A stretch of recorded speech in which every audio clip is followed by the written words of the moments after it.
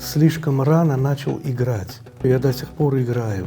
И могу точно сказать, что, наверное, больше я ничего не умею делать. Конечно же, гвоздик забить это я смогу. Если бы у меня была бы возможность еще раз, я бы опять стал бы музыкантом. Если мне пришлось бы второй раз проживать жизнь, там, или третий раз, неважно, все равно бы стал бы на творческом пути, и все никак иначе.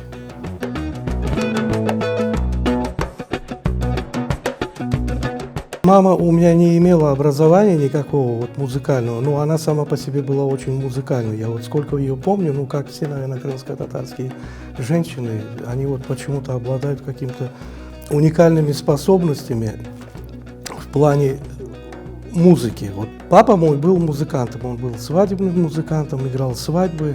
И, ну, вот, видимо, я все это видел в семье. Мой старший брат тоже музыкант. Он один из инициаторов, который меня отвел в музыкальную школу, которую я вообще категорически не хотел. Но когда я уже пришел в музыкальную школу, я понял все. Увидел учителя, увидел этот класс ударных инструментов и так далее. Ну, все, я понял, что я попал уже в сети музыки.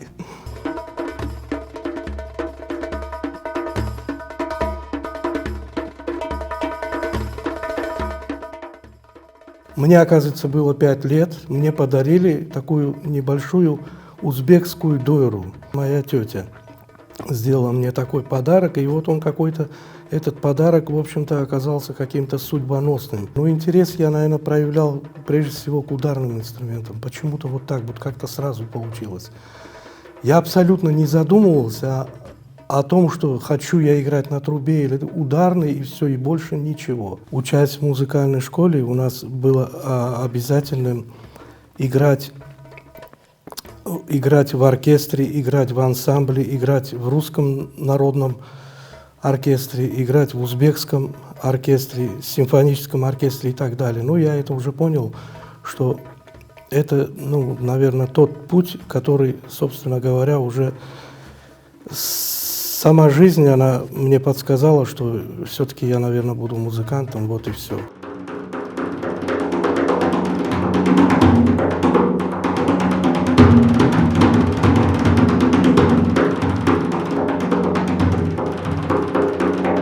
Поимпровизировать всегда хорошо.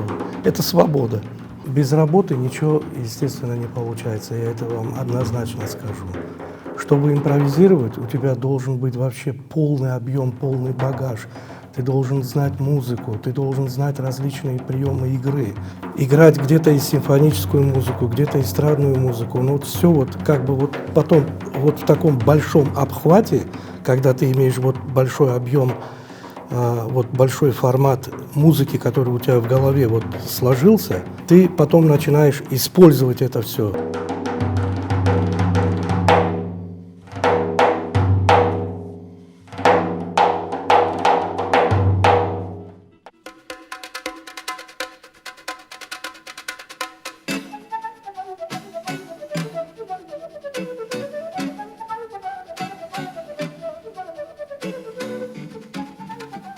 Энвер работал в очень хорошем месте, ресторан «Дуслик», ну такое вот достаточно такое известное место в городе Фергане.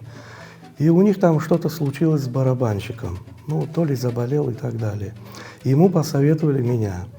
Я студент первого курса, ну первый курс студент музыкального училища, это приравнивается сейчас как к 9-класснику, ну да, чтобы вот люди понимали, о чем я говорю.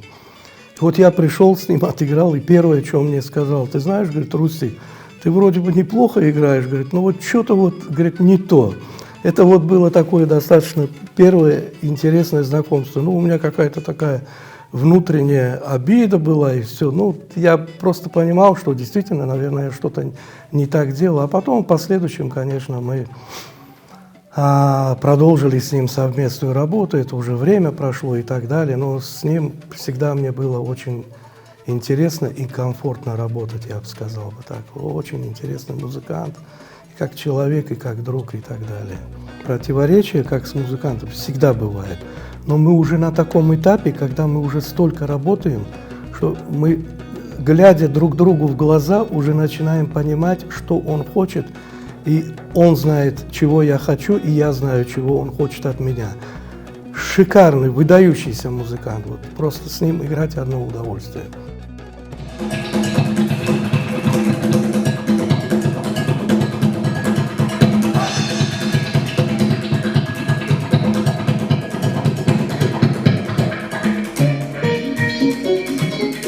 Период, когда я начинал с Измайловым Энвером, без этого никак не получается. Очень такой интересный период в моей жизни. Это когда я работал с Леонидом Атабековым, у нас был коллектив. Вот. И, конечно же, это творческий коллектив Дидюля. Полноценный, творческий, очень интересный этап моей жизни.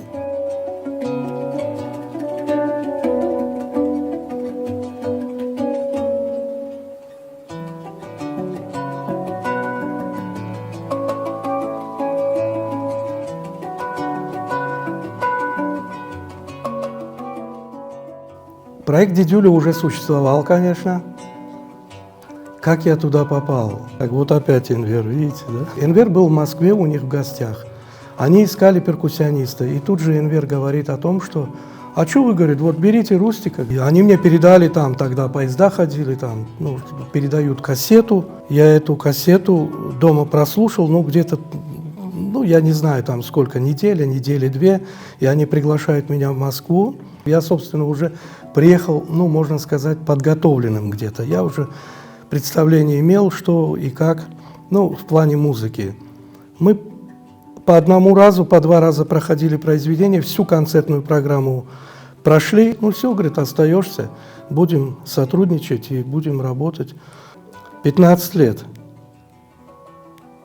15 лет совместной работы. Вот большая творческая семья. Вот представляете, это как какой-то механизм, как какой-то завод. Постоянно ты работаешь, постоянно выходишь на сцену. А сцена, вообще много чего. В плане энергетики у тебя забирает ох-ох-ох.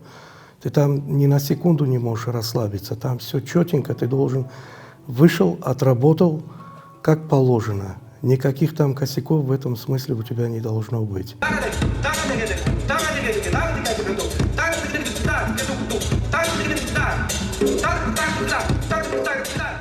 У нас какая-то вечеринка была, и там была ударная установка. Валера садится за ударную установку и начинает играть. Я так понимаю, что там по тонам настолько все сходится по тональности. И я начинаю опевать. Он останавливается и говорит: слушай, а ты не хочешь попеть? Вот опять-таки, вот так вот оно и произошло. Я говорю: да нет, я никогда не думал, там немножко другая структура пения получается. Это не песню петь, а что-то выдумывать. Он говорит: а давай попробуем. И так и получилось. Вот, собственно говоря, первая моя запись была, как, я себя так, конечно, не могу назвать, как вокалиста. Скажем, исполнил вокальную партию.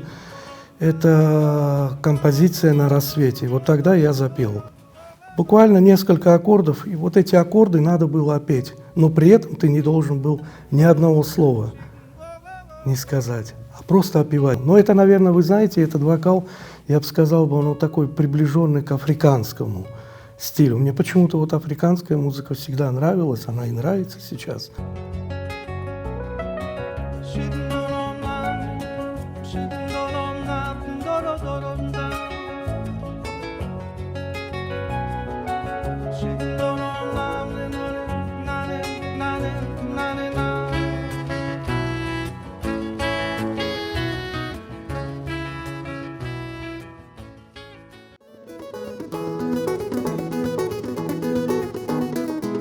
Если говорить о возврате, конечно, мне стало здесь комфортнее гораздо, потому что здесь моя семья, мои дети, мои друзья.